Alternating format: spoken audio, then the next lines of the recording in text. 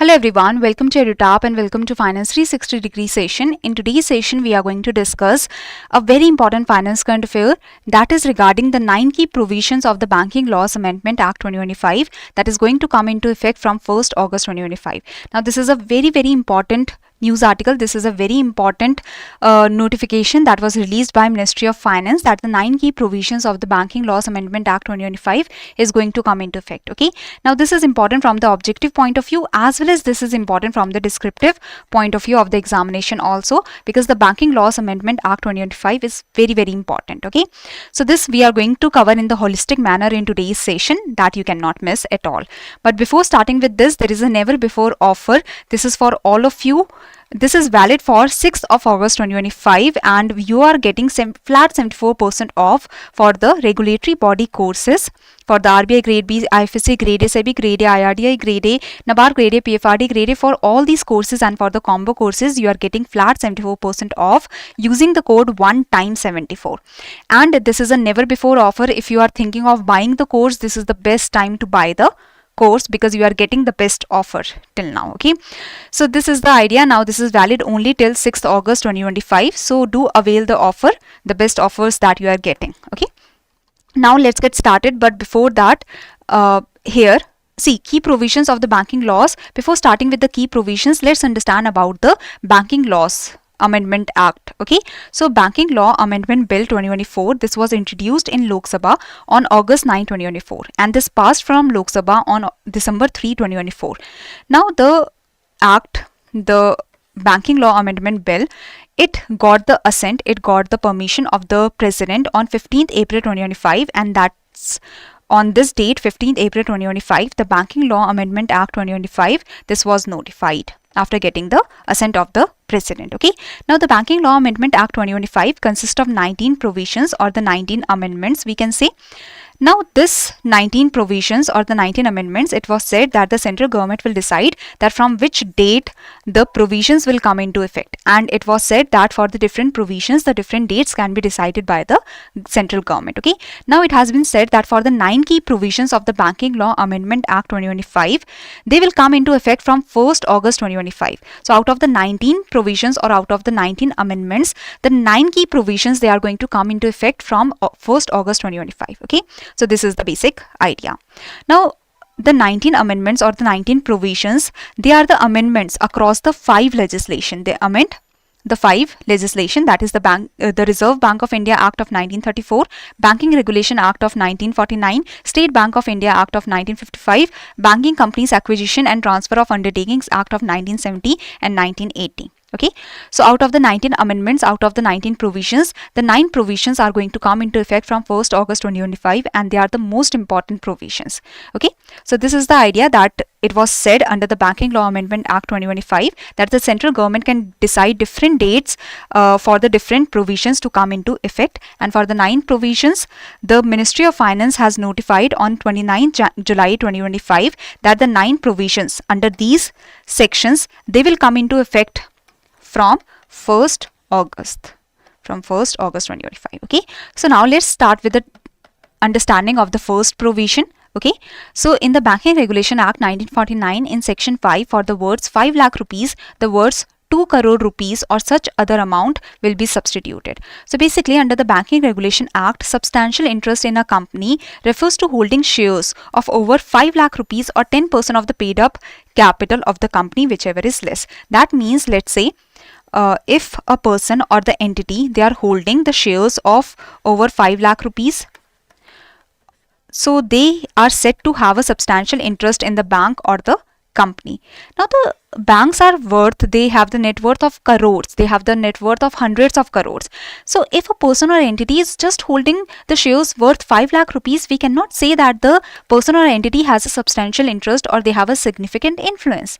The amount of 5 lakh rupees, it was determined in 1968 when the 5 lakh rupees was worth way more. Now the value of money has declined due to the inflation. The value of money has declined and the 5 lakh rupees, they do not worth the same in 2025 like they were in the 1968. So the 5 lakh rupees, we cannot say that if a person or entity is holding the shares worth 5 lakh rupees has substantial interest or significant influence in a bank. No. Okay, so that's why it is said that instead of 5 lakh rupees, now this 5 lakh rupees will be substituted for 2 crore rupees or such other amount as may be notified in the official gazette by the central government. So under the Banking Regulation Act, substantial interest in a company refers to holding shares of over 2 crore rupees or such other amount as notified. Okay, so this 5 lakh rupees has been removed, and there is a new threshold to 2 crore rupees, that is 2 crore rupees or such other amount, that is decided by the central government. Okay, next is in the banking regulation. So second provision in the Banking Regulation Act of 1949, in section 10A, after the words 8 years and 10 years in case of cooperative bank shall be inserted. So basically, the directors of a bank, they accept the chairperson or chairman or whole-time director. Okay, so a director of a bank, they cannot hold the office for more than 8 years consecutively. They cannot hold the office for more than 8 years consecutively. But it has been said that the director of the cooperative bank, they can hold the office for 10 years. Okay, so basically the directors of a bank, except chairperson or the whole-time director, they can hold the office for not more than 8 years consecutively. That means they can hold the office only for 8 years. But the directors of the cooperative bank, they are permitted to hold the office for 10 years. Okay, so 10 years in case of cooperative bank.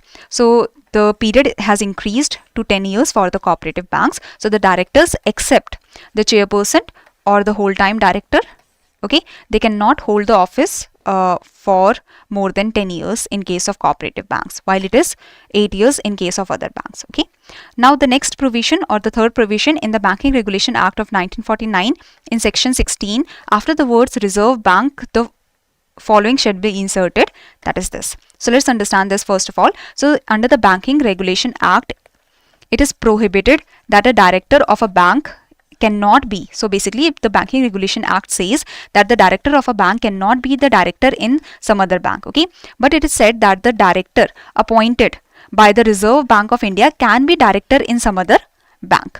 So now it has also been said that the director in the Central Cooperative Bank, they can be the director in the State Cooperative Bank also if the director is already a member of the State Cooperative Bank. So basically, the Banking Regulation Act prohibit a director on a bank's board to serve on the board of another bank. So basically, a director in a bank board cannot work as a director in another bank board. Okay, but the director appointed by the RBI can work as a director in another bank also, as well as the director of a Central Cooperative Bank elected to the board of State Cooperative Bank in which he is a member. So director of a Central Cooperative Bank can become the director of the State Cooperative Bank if the director of the Central Cooperative Bank is a member of State Cooperative Bank. Okay, so this is the idea, that a director of a bank cannot be a director in another bank, but the director appointed by the Reserve Bank of India can be director in another bank, as well as the director in the Central Cooperative Bank if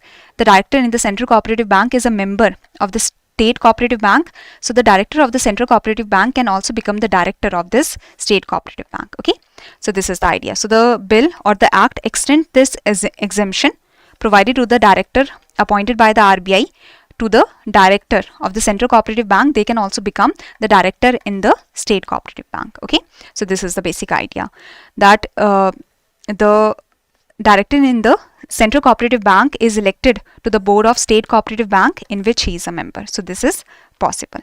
Okay, so this is the idea. Next is the amendment, chapter 4, amendment to the State Bank of India Act of 1955. So State Bank shall transfer to the Investor Education and Protection Fund established under the section 125. So basically, the State Bank has to transfer the money.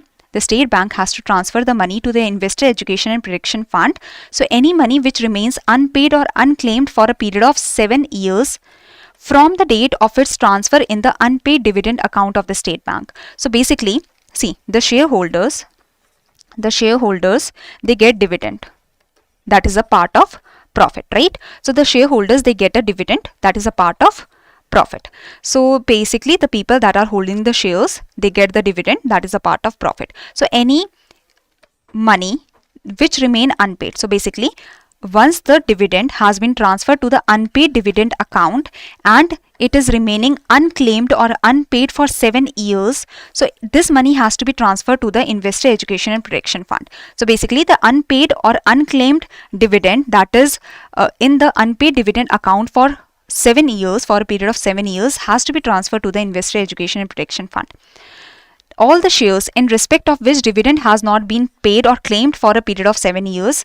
So basically the shares for which the dividend has not been paid or the dividend has not been claimed for the 7 consecutive years, so these shares also has to transfer to the Investor Education and Protection Fund if the dividend is not claimed or is not paid for 7 consecutive years. Okay, so the shares also has to transfer to the Investor Education and Protection Fund, as well as the interest rate or like the interest rate that is earned on the bonds, as well as the redemption amount or the maturity amount of the bond. If it is also not claimed for 7 years, it has to transfer to the Investor Education and Protection Fund. So basically, if the State Bank of India is holding the unclaimed dividend or unpaid dividend in the unpaid dividend account for 7 years, so that has to transfer to the Investor Education Protection Fund. If the State Bank is holding the shares for which the dividend is not claimed for 7 years, so the shares also has to transfer to the Investor Education and Protection Fund. If the State Bank of India is holding the interest or the redemption amount of bond which is due for payment and the claim has not been made in 7 years, so this interest and the redemption amount of the bond has to be transferred to the Investor Education and Protection Fund. This is the basic idea. Okay, now let's say that the unclaimed dividends or the shares or the interest amount or the redemption amount of the bond that is not claimed for 7 years by the XYZ person. Okay, now this person has not claimed the money for 7 years and this money has been transferred to the Investor Education and Protection Fund by the State Bank of India.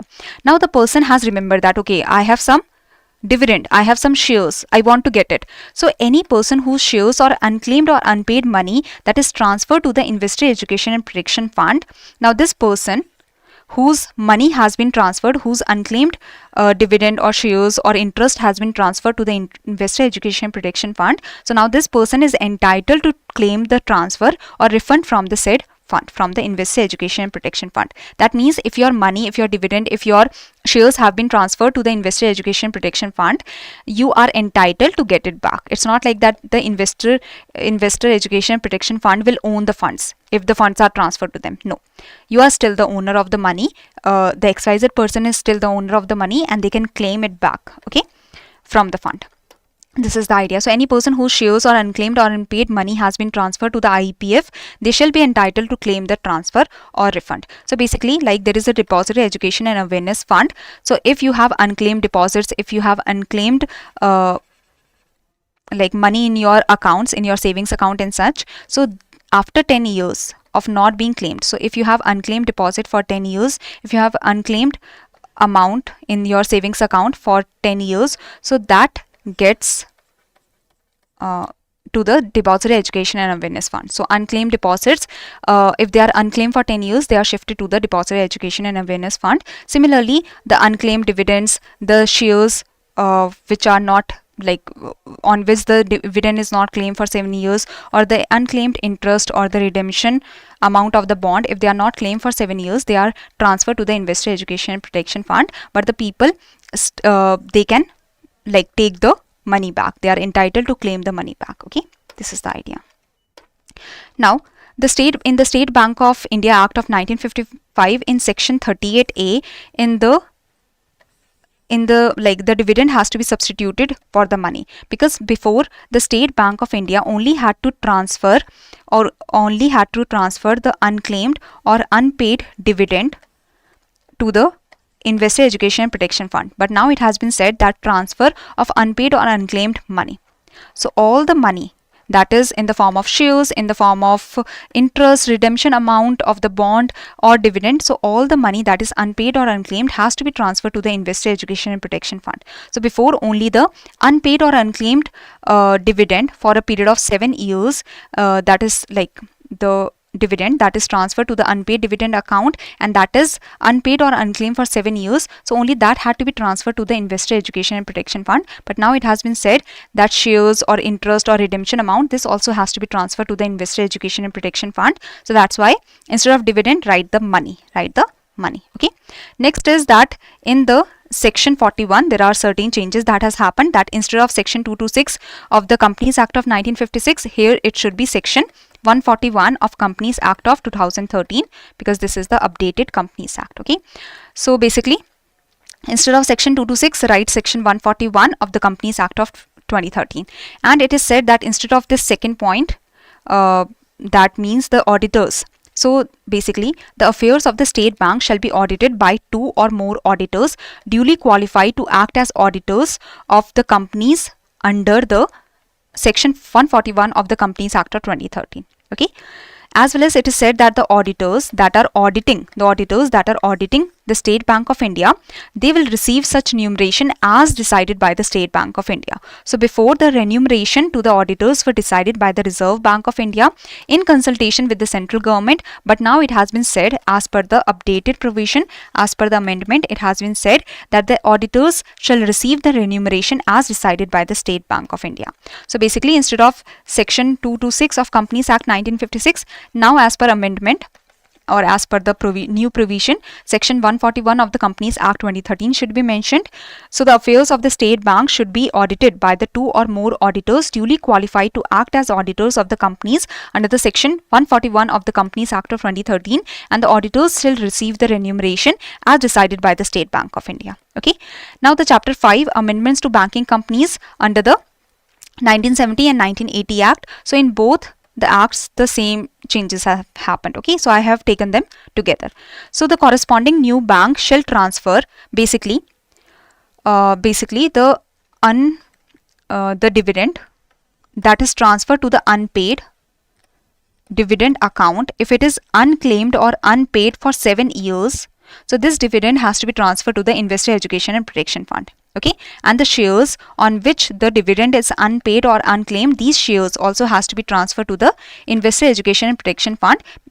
So the shares on which there is unpaid or unclaimed dividend for 7 years, so these shares also has to be transferred to Investor Education and Protection Fund. So the interest or the redemption amount of the bond, if it is unpaid or unclaimed for 7 years, so that also has to be transferred to the Investor Education and Protection Fund.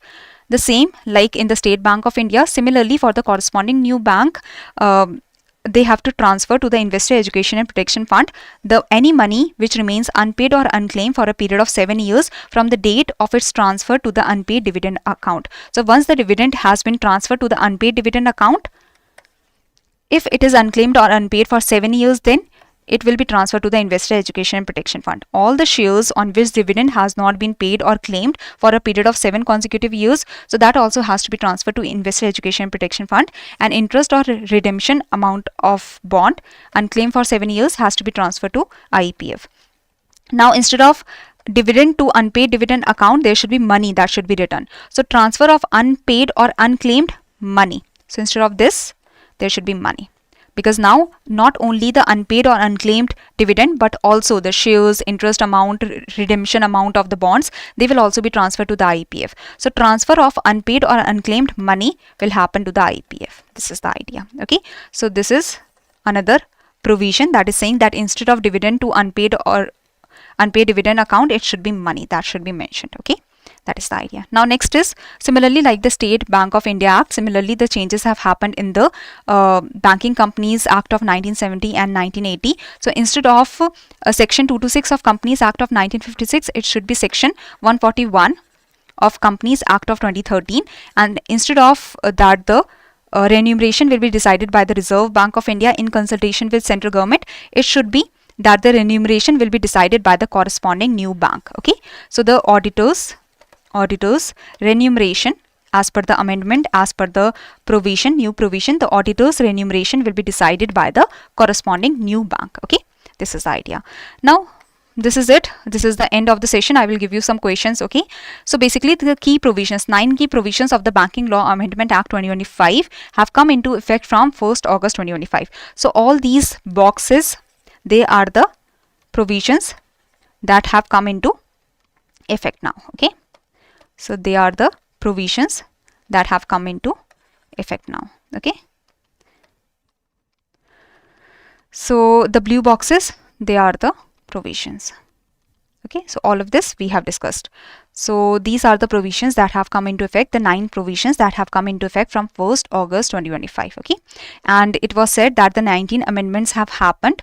So Banking Law Amendment Act 2025 consists of 19 amendments or 19 provisions, out of which the 9 provisions have come into effect that are in sections 3, 4, 5, 15, 16, 17, 18, 19, 20. Now this is the gadget notification where all the, so if you want to see the 19 provisions or the 19 amendments, you can see it here, as well as on 29 July 2025, the Ministry of Finance notified that out of the 19 amendments or out of the 19 provisions, the 9 provisions will come into effect from 1st August. Okay, so basically if you want to get, like, this is the article, the PIB article, so you can just type the key provisions of Banking Law Amendment Act 2025 and you can see this article where it is, the links have been provided. Okay, so if you want to see the 19 amendment or 19 provisions, so you can see it, or basically if you want to see the Banking Law Amendment Act 2025, you can see it under this link. Okay, now this is the first question. I hope you will be easily able to answer this question. Basically you have to tell that in case of substantial interest,